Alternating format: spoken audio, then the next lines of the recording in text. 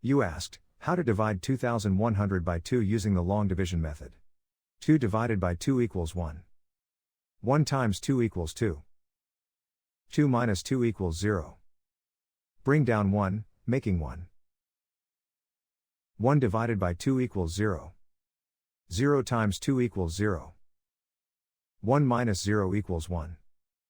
Bring down 0, making 10. 10 divided by 2 equals 5. 5 times 2 equals 10. 10 minus 10 equals 0. Bring down 0, making 0.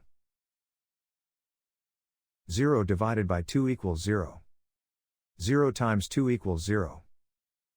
0 minus 0 equals 0. The remainder is 0. The final result is 1050.